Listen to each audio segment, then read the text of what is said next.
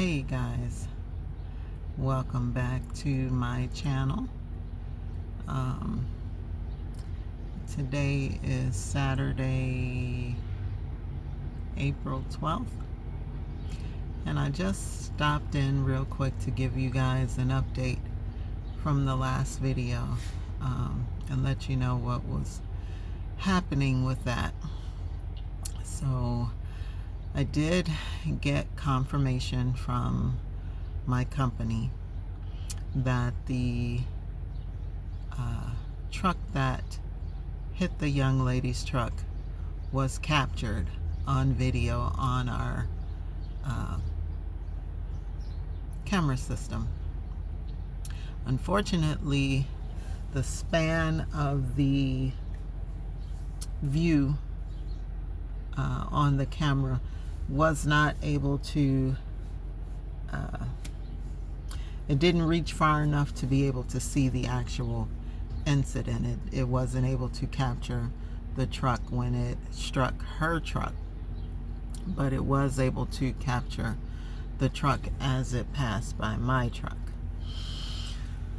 Unfortunately, however, because this is a new system, it's new technology, it's that whole AI thing, the company that we are working with, it's called Linux. They have not yet been able to develop software or programs that will allow the cameras to zoom in or for the video to be enhanced. So even though we were able to capture the truck, and we had to figure out which one it was because there were several trucks that passed by me, but I do remember that it was gray, and I do remember that its trailer was completely blank. There was no name of a company, no logo or anything on the trailer itself. So using that assessment, we were able to figure out which truck it was. Plus, it was the only truck in the video that went by me relatively quick, whereas the other trucks in the video, they stopped at some point and they hesitated before they transitioned past me or moved past me.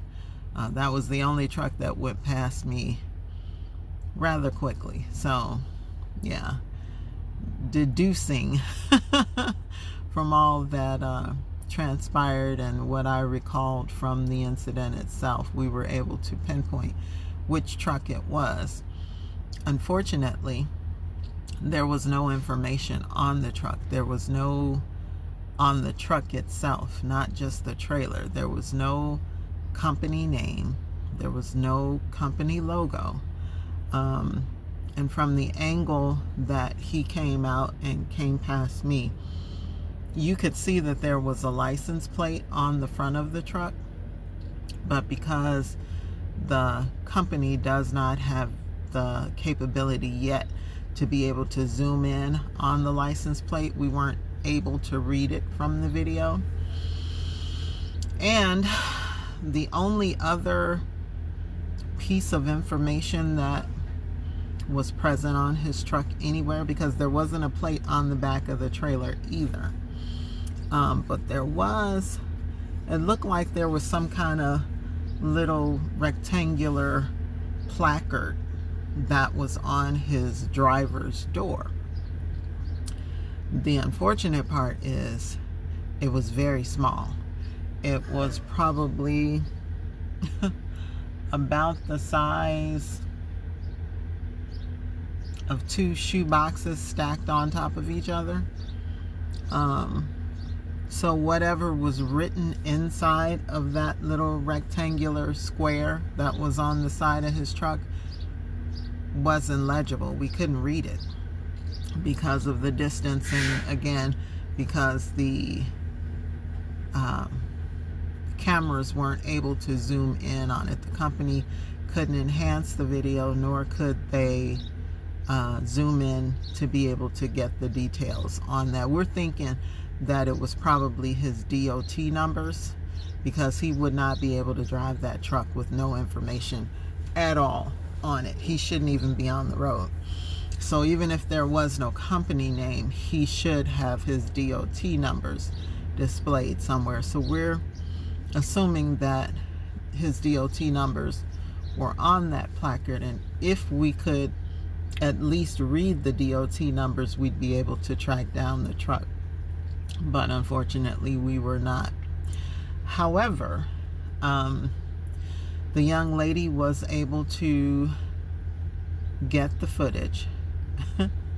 I was able to acquire the footage first off. She had gotten in contact with my company, and unfortunately the person that she spoke with was not very helpful and had actually told her that they didn't have the footage. Well, I'm glad I was diligent about staying on top of it. My truck actually broke down like 2 days after that and had to be towed back to the terminal. And so while I was there, I went in the office and I inquired about that video. I inquired if someone had spoken to the young lady. I inquired as to if we were able to get any information from the video, from the cameras, regarding that incident, and I was told, yeah, that they were able to capture or retrieve that information. So they showed it to me right there in the office, and I had the young man that I was speaking to at the time in the safety department, I had him email that video to me so that I would have it just in case she needed it and was not able to get in touch with anyone in the office. So I'm glad I did that, because the young lady that she spoke to at our office, like I said,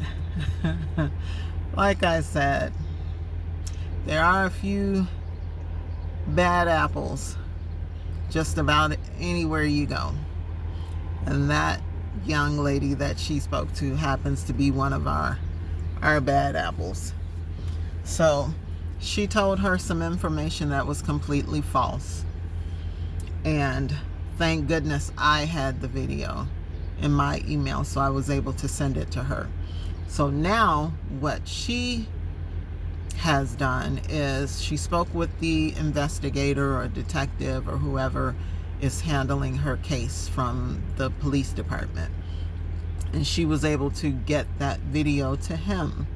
And so they're going to see if they can enhance the video so that it's legible, so that they can read the guy's license plate and the information that is on the side of that truck, on that little bitty placard on his door, on his driver's door. So yeah, so I'm excited about that. I was happy. I was so happy that at least we had the footage. We had some evidence pertaining to this guy. Now we just need to see if we can enhance the video so that we can get this guy's information. She is back on the road. She is taking loads. She has not had her vehicle repaired as of yet. She's going to get the mirror fixed, I know that much. But as far as the scratches on her truck and the lug nuts that are missing, she's still able to drive. The truck is still drivable. It's just, you know, there are some trucks out here that are not perfect as far as their appearance. But as long as they pass the DOT inspections, they're legal to drive. So I guess in her case, once she gets that mirror replaced or repaired, she's okay to drive. So she's taking loads now. She's not disabled to the point where she's losing money and she's not able to make money. But it's not ideal, of course. Of course, she's had her truck for, I think she said, 4 years now. Not a scratch on it.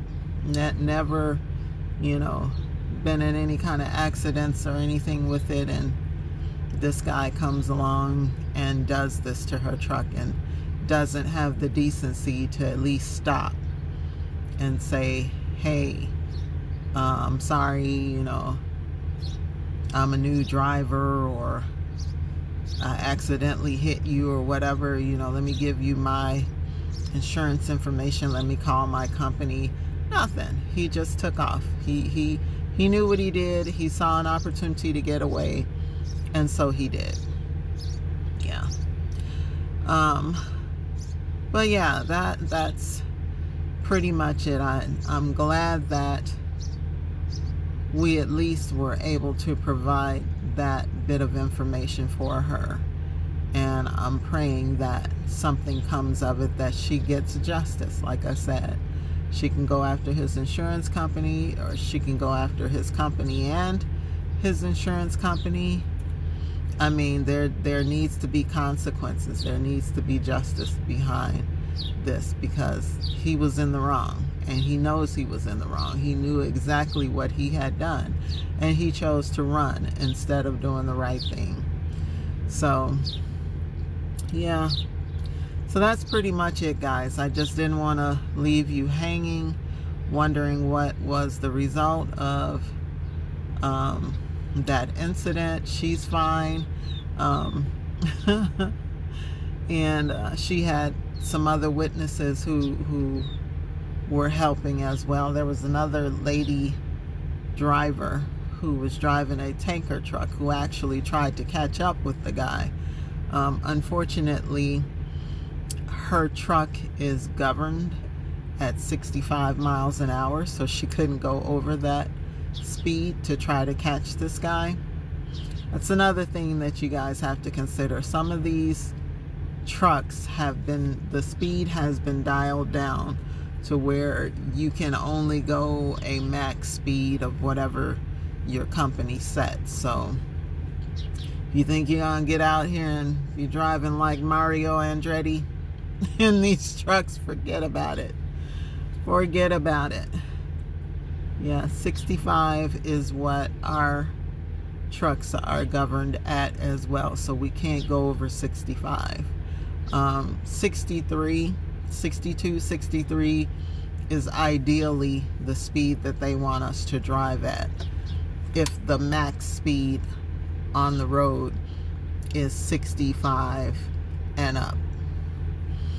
Yeah.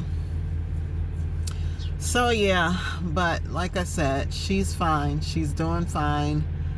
We've talked a bit, and yeah, I'm glad that she had someone else helping her. She has that lady's information. She has my information, so if she needs any witnesses in court, or any additional information for the police department, they haven't reached out to me. I don't know why they didn't ask me for my information while I was there present. I think they did get the other lady's information. I'm not sure. But yeah, I thought it was kind of weird that they didn't ask me if I was a witness. And if so, they didn't ask me for my information. But I told her, feel free to share it with them if they need any additional information or witness testimony or whatever. I have no problems doing that for her. But yeah, that's pretty much it, guys. I'm here at this TA doing my 34, starting my 34 today. I've got a load on me that's going to North Carolina. I deliver on Monday. I'm currently in Georgia right now, and there's a Popeyes here. So I went in and got me some wings and a couple of breasts and some mashed potatoes, and so I think that's what I'm gonna be chewing on. That's what I'm gonna be eating on during my 34. Yeah, go in and take me a shower and relax. I don't have anything pressing this weekend that I need to do necessarily. So it's gonna be a day, an evening of rest. I can, there's a Waffle House across the street. There's what is that, Marathon across the street directly from me. There's a BP over that way, and there's something else, I think some kind of tire shop or something. So I could walk around this area and get a little exercise in this evening. Being in this truck all day, every day, you don't get a whole lot of exercise. So I'm now that the weather is starting to warm up a little bit, I can at least get outside and do some walking, because I need to. Definitely need to. Don't want to put on any additional weight driving these trucks and being kind of sedentary. Did I say that right? Sedentary. However you say it. Lazy. I don't want to become lazy in this truck. I need to move around more. And yeah, hooking and unhooking trailers. And then some of the issues that sometimes happen with these trailers, like having to pull up nails and clean out your trailer, and all of that's exercise for you, but it doesn't happen on a daily basis. So I need to start incorporating more time for exercise, deliberate and intentional exercise time, plus eating a lot healthier. This truck stop food is not good, guys. It's not good for you. This is why you have so many obese and unhealthy truck drivers out here. All the sweets and the fried foods and things that they sell at these truck stops, not healthy. So I'm glad it's getting warmer now. Now I can buy some fruits, and I'm glad I've got my freezer, because I can utilize my refrigerator for more fruits and vegetables. And I have a blender. I have a Magic Bullet that I bought on clearance at Walmart that I can use to make some smoothies. And that'll keep me going through the spring and summer months. I could sip on the smoothie as I'm driving, and that'll keep me full to where I don't crave sweets or really any kind of food. I can live on smoothies. I really can. So that's what I think I'm gonna do. Hit some of these fresh fruit markets, these little what do you call them, the little street vendors that have fruits and vegetables as I'm driving. Yeah, gonna hit some of them up and keep some fresh fruits and vegetables in my refrigerator so that I can keep me some smoothies on a regular basis. Anyway, guys, I'm gonna get out of here. I think it's nap time for me. Then I'm gonna go take me a shower and then come back and probably watch some YouTube or go through my messages, check out Facebook for a little while, and then get some more rest. Yeah, this is gonna be a weekend of rest for me. Anyway, guys, I will talk to you again soon. I'll see you in the next video. Be well, stay blessed, and stay safe. And I'll talk to you guys real soon. All right, take care, guys. Bye.